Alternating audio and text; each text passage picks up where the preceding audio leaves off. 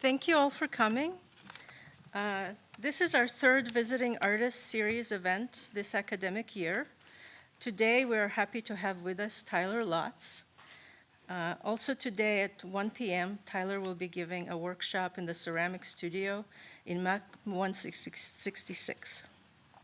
Tyler Lotz's sculptures and vessels are ceramic assemblages referencing a personal experience of time, place, and desire. His work has been shown at venues including the Elmhurst Art Museum, Dubhe Carano Gallery in Chicago, Cervini Haas Gallery in Scottsdale, Arizona, Harvey Meadows Gallery in Aspen, Colorado, Franklin Parach Gallery in New York City, the Clay Studio in Philadelphia, Cross Mackenzie Gallery in Washington, D.C., and SOFA, Chicago. Tyler's work has been presented abroad at the First World Ceramics Biennial in Korea and the Valerie Biennial International in France. His work was featured in Ceramics Monthly magazine, American Craft, Studio Potter, and the Clay Art International Yearbook has featured his work. He has been an artist in residence at the Archie Bray Foundation and the Red Lodge Clay Center in Montana, as well as the Watershed Center for the Ceramic Arts in Newcastle, Maine. Tyler earned his BFA from Penn State University and his MFA from New York State College of Ceramics at Alfred University. So I'm going to do a demonstration a little bit later here today in the ceramics area. So this talk's going to be a little bit more process heavy than perhaps you might be used to with some of the artist talks that you're seeing. And hopefully that will inspire you and invite you to come down and check out some of the demos today and also maybe take a ceramics class, right, Marina? So people who work in clay like to make stuff. This is me working on a piece while I was in residence at the Archie Bray Foundation in 2007. I was just a resident there again the summer before last. And I feel I owe a lot to the Archie Bray Foundation for helping to launch my career in clay. I like to make stuff that helps me make stuff. A close friend of mine and undergraduate classmate, Matt Repsher, he and I built this Noborigama style wood kiln at his parents' property in Pennsylvania shortly after we graduated. And whenever there's something that I want or that I can't afford to buy, or if I just want to improve on the design of something, I tend to build it myself. And so this is actually a Korean style wooden kick wheel. There would be a stainless steel shaft in there and some bearings pressed into the bottom. It turns out that there are some things really aren't that hard to make, but they're much harder to take care of. I've got two of those, by the way. They're older now. I made this. It's hard to find good bagels in central Illinois, so I made them. I'm from the East Coast. I wrote this. I was asked by Garth Johnson, who was the guest editor at the time of Studio Potter, who's now a curator at the Everson Museum. I was asked by him to write an article about fly fishing for a magazine that was about ceramics. And so I chose to write about the impact that well-designed, high-quality fly fishing equipment has on the experience of fishing. I caught this because I made these. I think flies are one of my favorite forms of abstraction. Sometimes a fish will only take the most representational of flies. Are there any fly fishermen here? I knew it. Oh, we got one. All right, excellent. But more often than not, it's flies that have subtle tweaks, some differences in color and form, differences from the real prey itself that might incite a strike. So a friend of mine who's recently entered the internet dating scene tells me that the big fish picture is a swipe left situation, but I'm going to try to make sense of this for you, hopefully. For me, the challenges of things like making, designing, child rearing, fly fishing, fly tying, teaching, playing guitar, playing soccer, cooking, etc. These are the kinds of things that I like to do. These are all connected practices. They all require a certain kind of skill coupled with a creativity, an understanding of our physical world, an ability to respond in the moment, and a stubborn persistence to do well. For a fly fisherman, it can take all of these traits and tens of thousands of casts over many years to catch a fish like this one. And very few casts will land a fish, and I think this also applies to making art. So today I'm going to discuss two different tracks that I've been exploring, mostly in the last decade, and how these two modes of production have informed each other. As I talk about things, I'm likely going to leave a lot of stuff hanging, and that's just the reality of my studio practice. Many of my early career sculptural works addressed what I refer to as the architecture of nature, or the way that nature has structured itself to secure its own survival. And this piece was actually shown at DuPage's gallery that you mentioned before. In teaching at Illinois State for the last 16 years, I've now lived in the Midwest longer than I've lived anywhere in my life. Having grown up in places like Alaska and Pennsylvania, as I was a military brat, the Midwest landscape has been difficult, to say the least, for me to relate to. And many of the more recent works have been born out of a certain kind of a longing for a certain kind of landscape.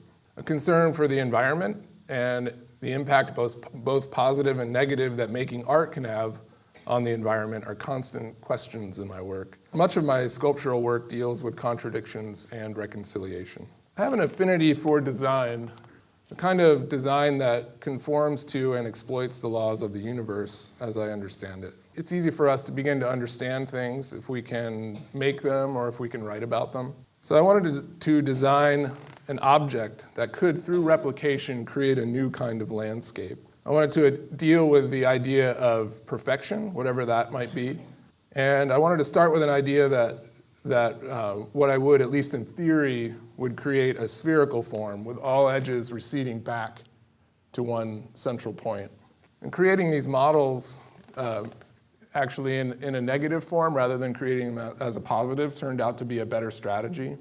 So casting the interiors with a urethane rubber allowed me to eliminate the joint between the walls so that when this butts up against it, it's nice and sealed. I get the nice right angle on the inside and a sharp, clean edge.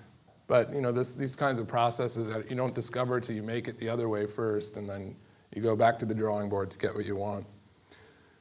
Mold making, which I'll be talking about a little bit more in depth today and also down in the studio today, that's a whole other skill set for ceramic artists to geek out about. So I'm intrigued by the fact that we as humans always try to invent or engineer solutions to problems, rather than to simply stop doing the things that cause the problems to begin with. As someone who's a maker, an artist, a designer, I can sympathize with this mentality while also understanding the absurdity of it. And for me, it calls into question whether innovation and invention, whether that may not always be the way forward. In 2010, I was invited to work in a factory in southwest Poland as part of a ceramic symposium called Porcelain Another Way. And in this case here, I was playing around with 2D abstraction by cutting up and reconfiguring decals on plates.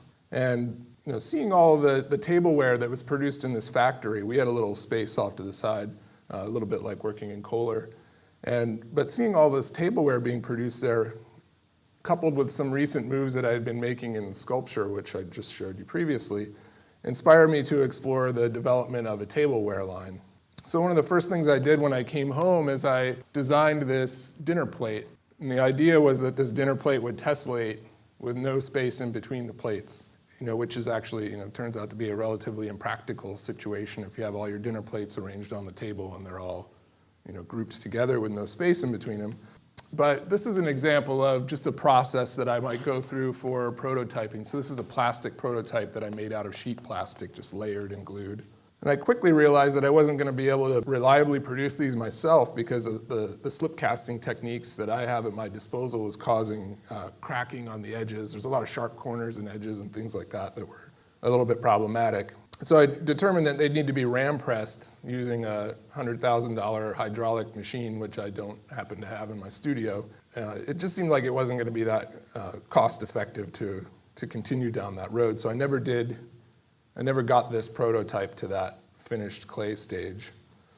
What I did instead was design a set that could be reproduced by slip casting. Aesthetically, I wanted this design to be tapered with a faceted geometry. They needed to stack neatly. I wanted them to be made as a single piece dropout mold for ease of production. The initial drawings and patterns were made exactly as I showed you with the previous sculptures. And you can see in this one here, you can kind of see a view from above, and up higher there, really faintly, you can see the profile view of that form. So that would be for this serving bowl. The patterns are then transferred to a sheet plastic. The plastic's scored and folded and then hot glued, and then they're cast in urethane rubber like before. And the hot glue, it's like I can make it all messy on the outside. It doesn't have to be that nice looking, but the inside ends up looking pristine and clean. So that's then used, that urethane thing is used to then make a plaster mold. And a liquid casting slip is poured in and then drained out after about 20 minutes, creating a hollow form. So the drain cast forms, they simply drop out of the mold after about 30 minutes, depending on your slip. And most of the forms I just let dry out in the studio after releasing them from the molds. I just put them on the table and let them dry out. But here in this case, this is just a plaster-lined damp box so that I can stockpile some mugs before putting a handle on them. And this is just about, again, it's part of that design sensibility. It's maximizing the workflow to increase your production. So I'm not just thinking about design of the objects themselves, but also thinking about how I design my production, the actual physical part of it. And again, through the process here, I made this initial drawing, pencil drawing of the handle, which was thin out at the end where you're holding onto it. And when I made the prototype for it, it wobbled in my hand, so I reversed it and made it thicker out towards the farthest point of the form, which gives me a little bit more control of the cup itself. And one of the initial design requirements of this line was to have a logo that would represent the line, that would also act as the interior bottom definition of the foot of the vessel. So this is something we think about in making traditional wheel-thrown pottery. And how many of you have done wheel-thrown pottery? So the next move is after you throw it, you let it dry a little bit to leather hard, you take it to the wheel, you trim the bottom, you trim a foot into it. In this particular case, it's sort of like the logo ends up being like trimming out the inside. This line is called tenon, so the logo is cast into the foot, and you can see that logo just came from some cut polystyrene there. And then the glaze line on the outside, it actually solves two problems for me, which again, I love that this actually does two things at once. Number one, it defines the foot as viewed from the outside, so the foot is defined by a glaze line and a shift in color from the glaze to the clay body itself. The second component of that is it gave me a place to grab a hold of the form securely when I dipped it into the glaze. So I bring it right down to that line just before it touches my fingers, and that gave me that nice clean line every time. So I actually just recently stopped making this line of work because it got to the point where all I was doing is just making the stuff. There wasn't really anything exciting about it anymore to me. It was just doing work. So I can usually trace back most of what I've made to previous ancestors. This is a faceting technique that required cutting a blank form on the potter's wheel. A lot of people don't necessarily know this, but my application to grad school at Alfred University was all salt and wood-fired pottery, even though most of my career I've made sculpture. So I think my sense of aesthetics was ingrained early on that I can see tracing back.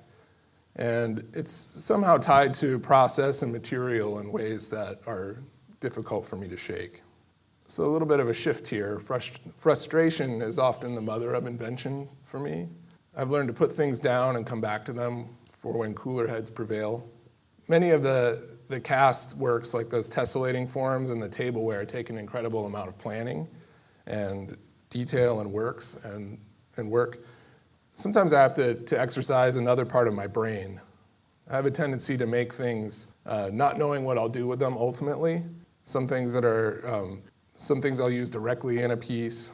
Other things I'll make will just be around to inspire new objects, and they're basically idea generators. And some of these objects, in fact, a lot of these objects are just sitting in plastic bins in my studio and in my attic, just waiting for a time when I might come back and just kind of peel through the library and see what's in there, what might inspire me. So the next few pieces are part of a series where I was thinking about the literal and metaphorical implications of a glacial moraine. The moraine being a glacial deposit or a pile of debris that's left over after one recedes. These pieces exhibit more of a relationship with design and with the design and engineered objects of our contemporary world. A moraine is about residue, It's about a record of an incredible event. And it's so much about time and space and raw power. They're about trace, an evidence of a previous existence, a mark of something that once was and is now in a process of transformation. I actually kind of got this idea. I was thinking about Bloomington Normal, where I live, is on a glacial moraine. There's a little bit of a hill there, which you can only notice if you're riding a bike on it. And I had this kind of dream one time about what would happen if the glaciers came down and wiped Chicago, like sort of scraped it down northern Illinois and down into central Illinois, and then receded, and what that might look like. And that was kind of where some of these ideas came out of. So I tend to bounce back and forth between bodies of work. Ideas for vessels are often born out of sculpture and the process of making it. And so just that, even those plastic tubs of parts that I have, just the process of making those sculptural forms inspired me to revisit the vase form. And that's just like bullnosing or something like that from drywall. Sometimes it inspires me to think about the way something's glazed. As I was making these pieces, I remembered that you could fire low fire glazes on top of previously fired high fire glazes, and they'll actually stick to it. And I can use that to cover up a blemish on a piece, or just use it strictly for what it is. And more recently, I've been exploring some more digital processes in my work. This is an example of a CAD software, Rhino. We used a CNC mill to mill this out of styrofoam. This is a technique that I learned from Del Haro, who's a professor at Colorado State. And I kind of adapted to this idea of working in the digital workspace, because the space that I was working with on paper, this kind of profile view and a view from above, all of those things are the same way that you view objects when you're working with them on a seaplane, as they call it in Rhino. So here's the finished object made in clay, and then I use underglaze that I spray over top of the glaze, so reversing the way it's designed to be used by the manufacturer. So after I made this piece, then again, the idea is moving back into the sculptural work. And here I was thinking about how I could manipulate our perception of this form by the way that its surface interacts with the form. And I mean, that's not uncommon in ceramics. We do that all the time with glazing. But I'm starting to think about the way that our experience impacts the way that we see the things in front of us. More of these recent abstractions are coming from a sense of longing for experiences that I've had in the wilderness or in the landscape. Thinking about elemental things like hiking for hours, only to find that I have to extract my drinking water from a stagnant puddle that was left by a buffalo print. These kinds of experiences where you realize that you're alive, or that you might not be alive if you don't find something. Like finding a safe place to sleep in bear country. These are the kind of things you don't really want to screw up. But one of the things that I love about making art is that it's a safe place to make mistakes, but you have to be willing to let yourself do that. And I think the same is true for fly fishing. When I'm out there in the river, things aren't going well, just try a new fly or make a longer cast, or the worst thing that can really happen in that situation is you can just scare the fish away. And this piece reminded me of what I think was a pyrocumulus cloud that I saw one day in Montana. There was a forest fire that was out in the distance that had just intensified that day, and I think the weather conditions were right. This cloud kind of puffed up above this giant cloud, and it looked somewhere between a nuclear explosion and an erupting volcano. It was this really incredible kind of stark contrast on what was like one of the clearest, most beautiful days out there, and then off in the distance you see this thing that's like a hill with a mushroom cloud coming off of it. And it just caught the light in a certain kind of way that just stuck with me. So into the last year and a half now in the work, thinking about these kinds of experiences that I've had in landscape, mostly in hindsight when I'm doing these. I'm never really making them directly trying to emulate something. It's like these ideas are in my head, they're kind of floating around as I'm putting these compositions together. And so I think they end up being, just like the works themselves, they end up being a kind of amalgam of different experiences. I think since the work that I showed you from the Moraine series, a lot of that work was mixed media, and I've shifted back into working almost entirely with clay materials. And I've been using this collage-based approach a little bit more now. We'll spend several months just building up a library of forms. Those forms are influenced by the textures of the clays, the firing temperatures of the clays, the glazes, the kinds of surfaces I can get, a mirrored surface or a matte, dry, chalky surface where you can see the clay in between it. And I think, these are, in a lot of ways, these are the kinds of these are the kinds of visual qualities of the objects and the things around us. So they're all reflective of that in some way. Once I arrange these in a composition, they're then assembled using an epoxy, which you can see it in the back there. I don't make too many attempts to hide it. It becomes part of the piece. So this piece titled Shale is really more about, it's a response to the flatness of the Midwest landscape, which a lot of times leaves me sort of feeling a sense of, or kind of sensory deprivation. In our town, like most of the Midwest, is built on a grid. And I think at times my work succumbs to this homogeneity with a kind of monoculture of forms, like perhaps the last piece. Other times it starts to push back a little bit. But in the end, I think most of my more searing memories tend to be of the landscapes themselves. I would say most of them are influenced in some way by the geological forms. This past summer, I got a chance to go on a backpacking fly fishing trip on the Black Canyon of the Gunnison River, which is in south central Colorado. And this was a really intense experience, both because of the scenery, beautiful scenery, and also just the physicality of the experience. I kind of went on a 2,000, well, we went on it was only a 2-mile hike, but it was a 2,000-foot climb down into the canyon from the North Rim, which is the title of this piece. And it took about 3 hours in each direction with a full backpack on for camping for a couple days. And I think I've never been so sore in my whole life. It took 4 days for my quads to feel like I hadn't been punched in each of them 100 times. And that was a really humbling experience too, although I should have probably trained for it.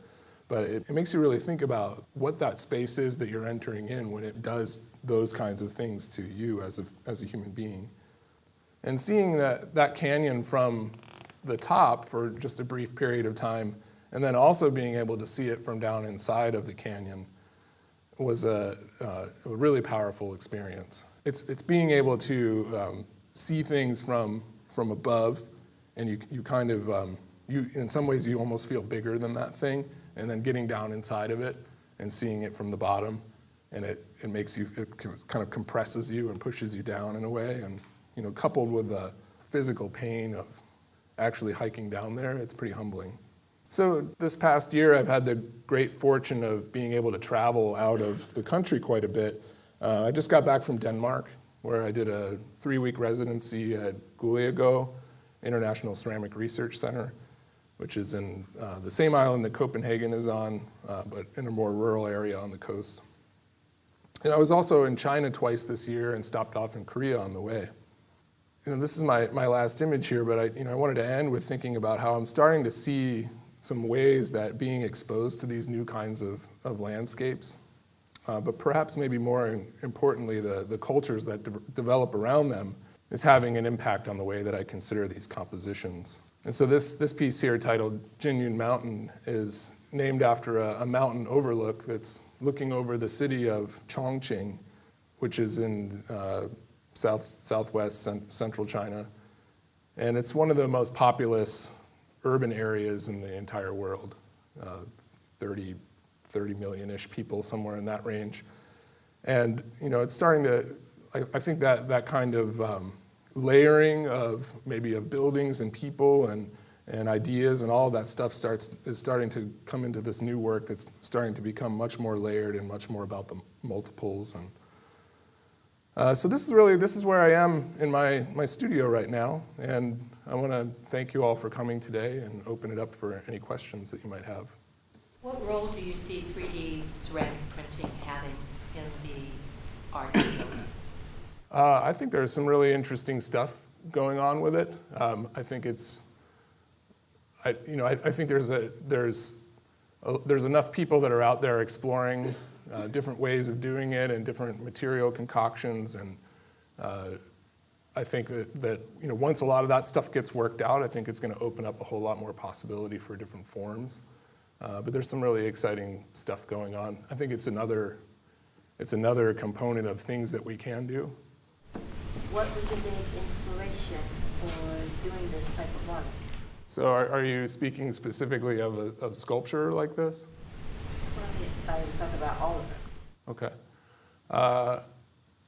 Well, I guess maybe one of the biggest underlying tones to the work is for me, thinking about a kind of longing for wilderness and thinking about different kinds of experiences that I've had in the landscape, and how time and sort of my time and being dislocated from those kinds of experiences have impacted the way that I'm thinking about them. And so in a sense, I'm not really trying I'm not trying to recreate a specific image of something. It's more about pulling from a lot of things from previous experience and representing it in a way that hopefully embodies some of those kinds of experiences, but presents something new. And also maybe in some ways, I think they can touch on something a little more universal. What's the scale of this current work, and are all those finishes fired, or are they cold finishes? I know you previously worked with a lot of paints and things like that. Yeah, pretty much everything. Well, the scale of this one is about that big, something like that. I didn't have time to put the captions up there. But, probably in the last 5 years or so, I made a decision that I want to just work in ceramic materials, and not for any real reason that anyone should care about, except that I just wanted to. It was some ways a personal challenge, but also there's such a diversity of ceramic materials, and the only thing that it didn't quite have was this kind of plasticky surface, which I get from using epoxy if I need it. So. When you applied to Alfred, you said it was mostly salt and wood fired pottery that you were doing. Did you have any interest or any idea that you'd be doing more sculptural type stuff? I did have an interest in sculpture at the time, and I definitely knew that would be a possibility for me. I think probably about maybe near the end of my first semester, I decided that I wanted to do more exploration in that area. But I had no idea I would ever make something like that. It's, to me, it's just it's always an unfolding kind of experience, and the next thing leads to the other, and then hopefully connects back in some way so that I can make sense of it. So when you're out hiking or camping in Bear County, are you thinking at the time how it's going to influence your work, or taking notes, or is it something that happens more after you get back? No, I think it's, I guess I know when I go out into the wilderness, even if it's just going out in a local trout stream, which we don't have in Illinois, unfortunately, but I know that I'm always open for those experiences, but I would never go out there and decide that I'm going to make something. It's more like, okay, I take that experience, I go back to the studio, and I just make stuff, and I sometimes will make things that might be inspired. I might have the idea of geology in my mind, so I might make something that's more of a layered piece of clay, or layered surfaces on a piece of clay, or I might squeeze a piece of clay in a certain kind of way that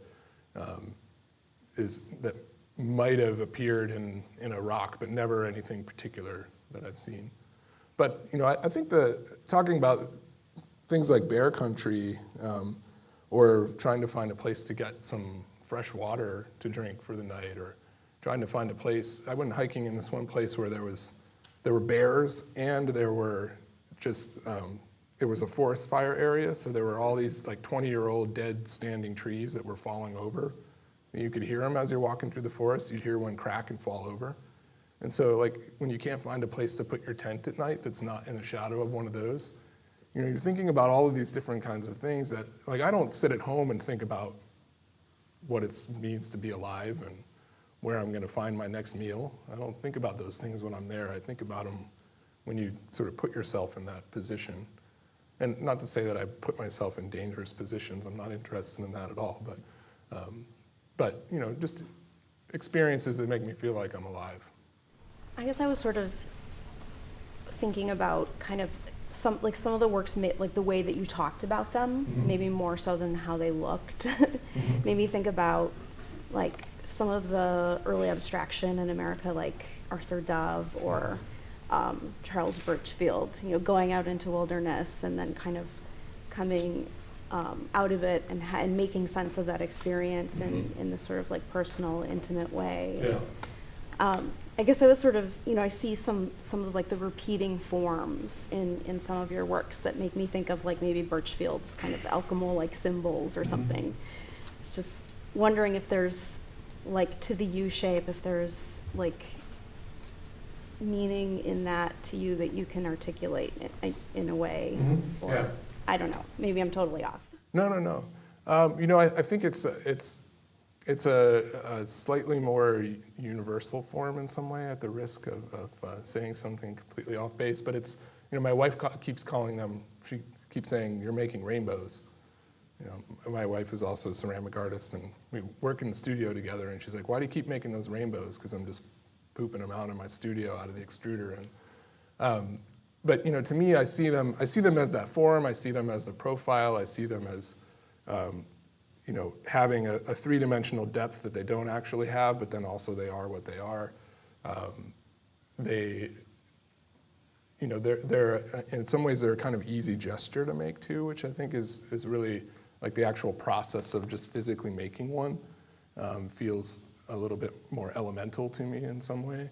And I think one of the things that I was thinking about with some of the objects that I have in this collection or this library of forms that I have in my studio is that a lot of objects are just finished already as a single object. And I was really looking for something that needed other things to kind of help hold it up in some way. And I think that I would say that this particular form here is one of those maybe more universal forms that it does kind of stand on its own, but it also really needs these other shapes with it. You know, you can see that the overall profile of this form is exactly kind of the same shape as those, so it's somewhat reiterating that. But it's a good question. They're all, you know, still questions, and I actually don't have. There's some like more geometric forms in there that I'm like those triangular shapes that are floating in the back there that I'm consciously trying to think about how those kind of break up our perception of that arched form, and thinking about the ways that you know, maybe the human form breaks up a landscape or architecture does. Do you think if you lived like near the places that where you hiked or like the mountainous areas versus living here, do you think if you lived closer to them, would it change like your perception and your experiences with those places? Yeah. Because you talk about like a sense of longing since you live in the Midwest. So do you think if you live near those places you pull inspiration from, it change your perception of them and how you make things? That's a really great question. I've thought about this quite a bit, and you know, I definitely don't think the work would be the same if I actually lived in those places, because I don't think I'd have the same kind of, I don't think it would be on my mind in quite the same way as it is, because you know, again, none of these are those places. They're sort of more of a, you know, maybe a little bit of a fantasy of what they might be, and so their contrast is heightened in some way. And yeah, I think if I lived in those places, I'd probably make flat work, or I don't know. But I think it's that, I think I'm guilty of that kind of grass is always greener, or that experience was better, I want to do that again, instead of looking forward. And I think, coming to grips with that, with the fact that I am that way, I think is something that I'm working on. But I also think that it's driving the work too. It's making the work what it is. Hopefully the work would be good if it was the other way around too, but yeah. Good question. Anyone else? You guys gonna let me off the hook? All right, thank you.